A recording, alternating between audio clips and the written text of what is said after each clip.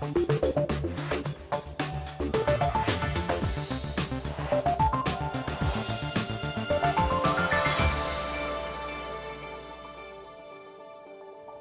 and welcome to the programme. I'm Ben Thompson, and this week we're in the United Arab Emirates that's playing host to the World Future Energy Summit, a gathering of climate change experts and investors from right around the world. But for a country that's been built on the profits of oil and gas, can it convince the world to ditch its obsession with oil? We'll be finding out. Also coming up this week. Tough talking on the environment, we speak to the UN's chief climate negotiator about the role of government and business in cutting carbon emissions. Coming to a road near you, can electric cars ever compete with the Gulf's love of gas-guzzling 4x4s? The root of the problem, as Tunisia struggles to regain stability, we assess the social impact on the Arab world. And the thrill of the race, how a motorcycle league in the Emirates is finding a niche among the region's youth. But first, this country was built on the profits of oil and gas, but just down the road from here in the capital, Abu Dhabi, they're trying to promote themselves as a pioneer for green technology instead. Their biggest project is Masdar, a massive carbon-neutral city designed to promote and invest in alternative forms of energy. But whilst there's growing interest internationally in projects like this, local demand has failed to keep pace. Fuel is still cheap here, which means there's little incentive for businesses to make the switch. So will Abu Dhabi's investment really pay off? Katie Watson is in the capital to find out. This is a city with a difference. Look up and you'll see why. These solar panels supply the building's power. Renewable energy, mostly from the sun, is what's fueling Masdar City. This is the largest solar plant currently producing electricity in the Middle East. It offsets about 15,000 tonnes of carbon emissions every year. That's the equivalent of about 11,000 people flying from Abu Dhabi to London.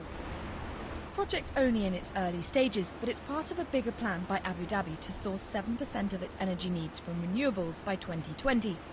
Still, in a country whose residents consume more energy than practically anybody else on Earth, it's a challenge.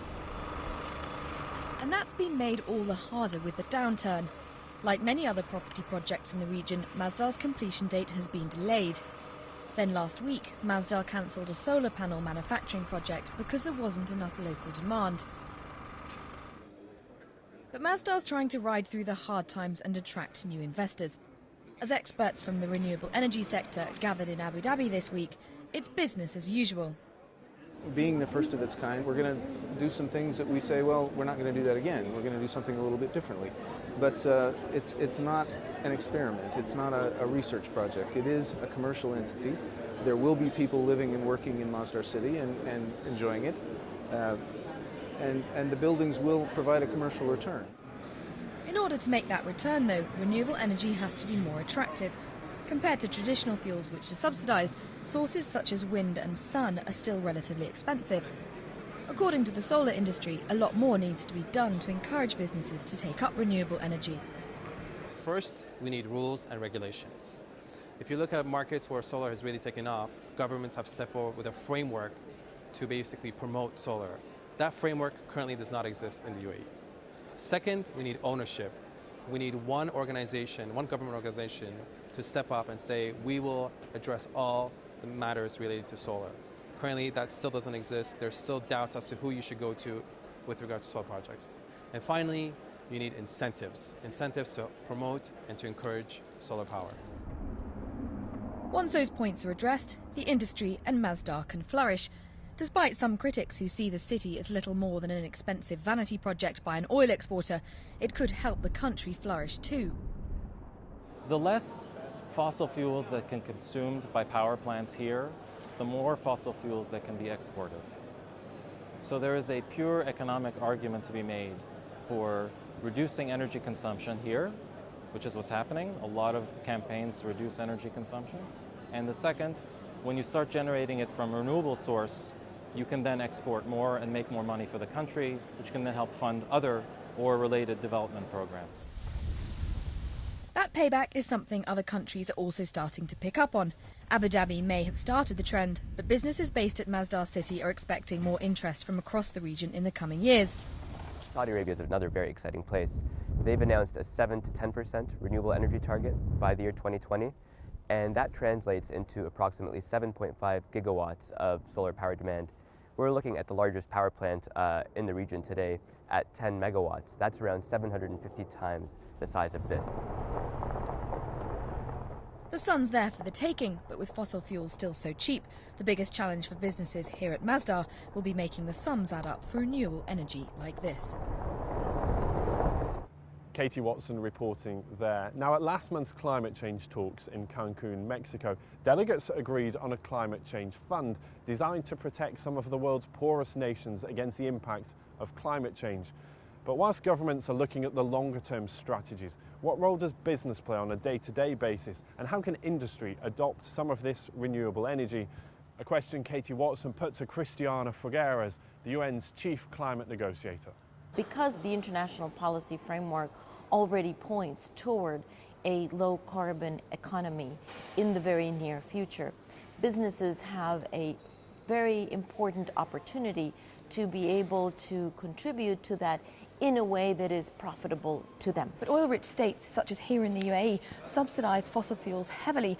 So how do you encourage businesses and individuals to take up renewable energy? It's a big disincentive, is it not? Fossil fuel subsidies are a problem in many countries, and they are being addressed by the G20. There's a tricky balance there that needs to occur, that countries must do this more or less in consonance with each other in order to not severely endanger the competitiveness of one country versus the other. The downturn hit the pockets of many governments. This region is very lucky. Is this region now more responsible than ever in trying to tackle climate change? Well, it's more responsible, but it also has more of an opportunity. This region has a huge opportunity to transform its thinking and not think of itself as an oil exporting region, but as an energy exporting region. It has oil, but it has many other resources, among them sun, and that is a completely unlimited resource. And inasmuch as this region is already transforming its thinking and seeing itself as an energy producing and exporting region and the heart of that industry for the world, it actually has huge opportunities. But is the region doing enough? This region is not doing enough, but neither is anybody else. The fact is that the pledges of emission reductions that were put on the table in Cancun represent, according to our estimates, only 60% of the emission reductions that are urgently necessary to stabilize concentrations by 2020. So we're almost there. And everyone, this region and industrialized countries, need to make a much more concerted effort. Cristiana Figueres speaking to Katie Watson there. Now, the Gulf loves its big cars. Thanks to cheap fuel and higher disposable incomes, 4x4s are the vehicle of choice here. But of course, they're anything but green. And so the world's big car makers have ambitious plans to launch their new electric vehicles in this region. But can they win over skeptical drivers? I've been finding out this week. This part of the world loves its cars, and the bigger, the better. But that's left this region with a problem. The Gulf states have the highest carbon emissions per person anywhere in the world. But that's a good opportunity for this man. Youssef Luta is on a mission to encourage more people to use electric cars. The family company based in Dubai has launched a green car program. It means they're converting all their company vehicles to electric or hybrid technology. And whilst they might be a common sight elsewhere, electric cars here are rare. So the plan is simply to raise awareness and convince skeptical drivers that electric cars do have a place on the roads of this region. Changing the mindset of the people is not easy. It will take time. We are hearing and seeing people are accepting it. When I drive these cars in the roads, many people, I can tell you, they see me, they ask questions, what is it, why it is so quiet? I tell them this is electric car. They have many questions, and all the feedback from electric cars are positive. And it's that sort of response that's encouraging the world's big car makers to reconsider the Middle East as a place to sell their new electric vehicles. But at the region's largest motor show in Abu Dhabi, traditional petrol and diesel cars still dominate. And that's because the climate and geography here bring its own set of problems. The harsh conditions and soaring heat could reduce battery life and performance, and the long distances and desert roads between cities have left drivers unconvinced that electricity is reliable enough. So before they can make the switch to electric, there's much more work to do. The climate here is unlike anywhere else in the world, and we want to make sure that our products can perform to the market standards and customer expectations here. So we want to listen to customers, we want to learn, and we want to test the product here before we bring it. But winning over drivers isn't just the job of the car makers. Governments in this region also need to invest in infrastructure to support people making that switch. The market is quite ready. The question is, again, infrastructure. Deploying electrical vehicle charging station is not something impossible. It is there today. You go to California, you will have electrical vehicle priority parking. You will go to a shopping mall, you will see charging stations. You go to a residential complex, you will see charging stations, parking spots. You go to your office, you will see parking station, charging stations. So it's not something impossible. But there is still one challenge. Despite several cuts in government fuel subsidies over the past year, filling up in this part of the world is still relatively cheap. At a petrol station like this, it'll cost you less than $30 for a full tank. And so convincing drivers to ditch the cheap fuel they can get here and opt to charge their car somewhere like this instead could mean that car makers have to change entirely the way they sell their cars. Well, it's all about customer benefit. If the customers don't perceive a benefit, then it doesn't matter. So we're trying to put it in the language customers understand, they appreciate, and they can value. In Saudi Arabia, while they don't talk about fuel economy, they talk about how far can you go between filling up. So it's one of those things where if you have a competitive advantage, if you can go 500 kilometers versus 400 kilometers. So it's maybe talking a little bit different language, but it's the same type of thing. People want to have good economy when they are driving. And that could be the key. In a country where you don't even need to leave the comfort of your car to fill up, encouraging drivers to make the switch won't be easy. Time for us to take a short break now, but when we come back, from 4 wheels to 2, we look at attempts to develop a motorbike league here in the Emirates and boost the burgeoning business of biking.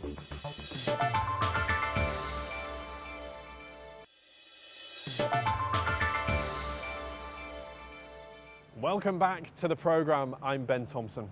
Now, as Tunisia attempts to regain some stability after the ousting of its president, other countries in this region are looking on nervously. Algeria is rioting, Egypt is calling for change, and Yemen is as unstable as ever. But whilst many of these issues stem from deeper problems like calls for free and fair elections, tensions have boiled over in recent weeks because of economic ones: rising unemployment, higher costs, and poverty. And so if governments in this region can solve the economic problems, can they also solve the social ones? That's a question Nima Abouade put to Michal Al-Gagawi. What Mohamed Bouazizi really set himself on fire for wasn't because he couldn't blog or couldn't vote. It's because he couldn't eat. He couldn't help. He was his sister called him the patriarch of the family, and he was basically couldn't deliver. He couldn't put in food on the table for the rest of his family, and he was watching them not be able to buy a toy, but wither away, literally.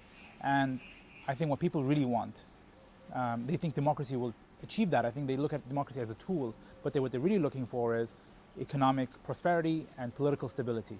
So how are the countries of the Gulf different? There have been no protests here. The economies of the Gulf have invested in infrastructure, they have invested in job creation,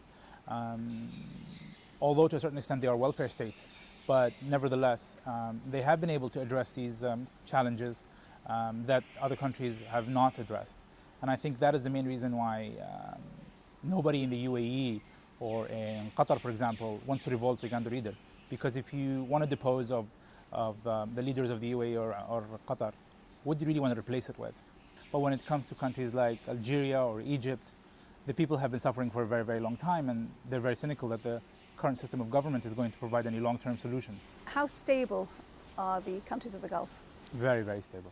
There's an understanding that there's enough instability in Iraq, in Yemen, Lebanon now, Iran will always be Iran, and the people of the Gulf, population, government, enterprise, society would all together agree that while what we have may not be perfect or we have some challenges to do, there are things that we can work with. But, you know, for all the cries for democracy, I will never put democracy in front of safety, stability, and prosperity, which are three things I think that are fairly provided for in the Gulf. Mishal Al-Gagawi speaking to Nima Abouada there. Now let's have a look at some of the other business stories making headlines across the region this week. Events in Tunisia dominated the agenda at the Arab Economic and Social Development Summit in Egypt this week. The head of the Arab League warned other states in the region could suffer a similar fate to that of Tunisia. The leaders have now announced a $2 billion program to create jobs and promote small business. And that unrest in Tunisia has prompted other governments in the region to raise subsidies on food and fuel. In Syria, the price of heating oil will fall by around $33 a month. And in Jordan, the government has announced a $230 million package of price cuts for fuel, sugar and rice. And Lufthansa has asked the German government to deny Emirates landing slots at Berlin's new airport. Emirates already flies to 3 German cities, but has also requested slots in Berlin and Stuttgart. The dispute follows a similar row between Emirates and Air Canada.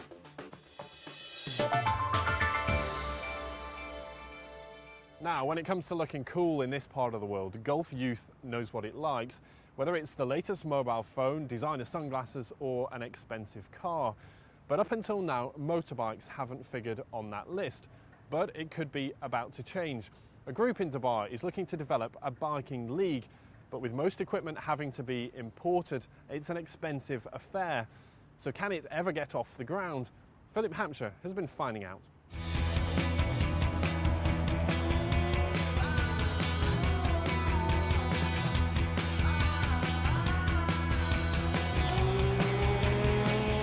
Whether you're James Dean, Evel Knievel, or the cast of some modern Hollywood film, motorbikes can be used to enhance your cachet. But while for teenagers in Europe and America motorbikes are cool, in the Middle East they haven't caught on. That makes the business of selling them hard. Part of that's the weather. Who wants to ride in sweaty leathers in 49-degree heat? Well, the answer is these riders, who come from all over the world, from Austria to Saudi Arabia to South Africa.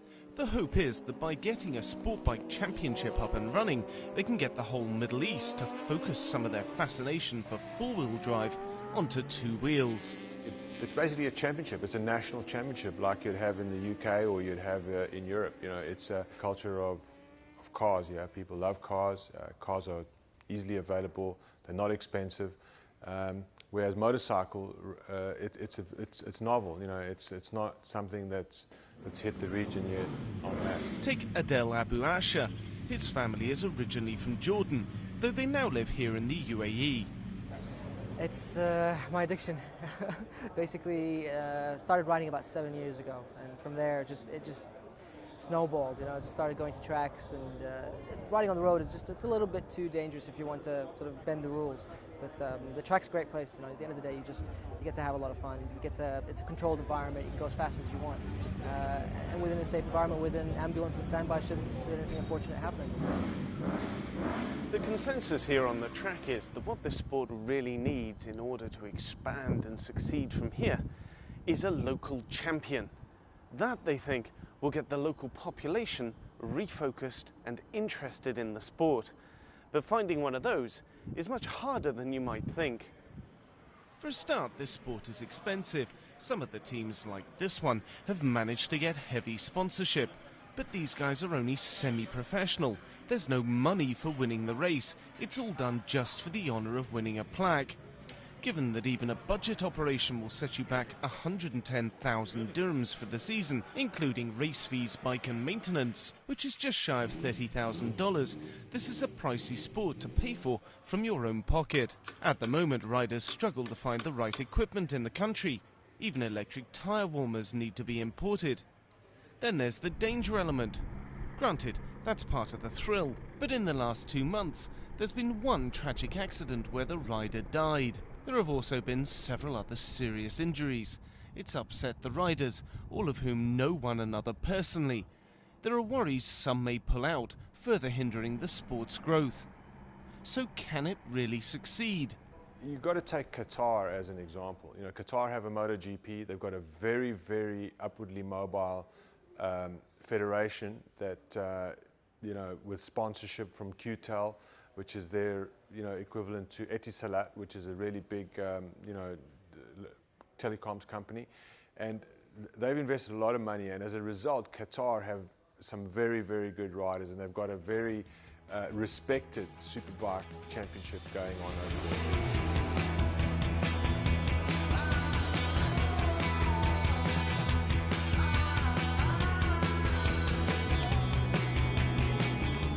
There's no doubt that these men who are putting their lives on the line for their love of motorcycles think it can succeed. Perhaps if they can encourage more people from the region to get involved and more money to come into the sport, they'll be proven right. Philip Hampshire reporting there. Now, our time is very nearly up for this week, but before we go, here's a quick look at how the region's major markets finished the week. And don't forget, our email address, as always, is middleeastbiz@bbc.co.uk. You can also keep up to date with us during the week at Twitter and Facebook. There you'll find photos, news and updates from the BBC's business teams right around the world. Now, next week we'll assess whether Abu Dhabi really did learn from the mistakes of Dubai, as its biggest property firm received a $5 billion bailout for the government. We'll look at what lies ahead for the UAE capital and its economy. But until then, from me, Ben Thompson, and the rest of the team, thanks for watching, and we'll see you next week.